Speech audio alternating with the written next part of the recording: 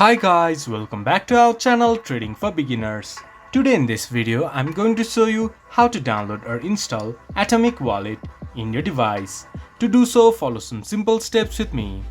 First of all, open your browser and go to your default search engine. Then search Atomic Wallet.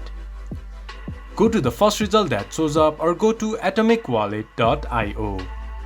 There you can see you can download it using your Google Play Store or Apple Store or just your download. Click to download APK, then it will be downloaded to your device. Then you can see your downloaded APK in your downloads. Click on it, then click to install. It might take a while to install the application in your mobile. Once the app has been installed, click to open and enjoy using Atomic Wallet. This is how you can download or install Atomic Wallet in your device.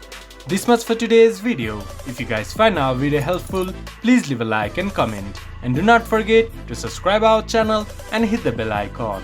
I'll see you guys again in our next video. Thank you for watching.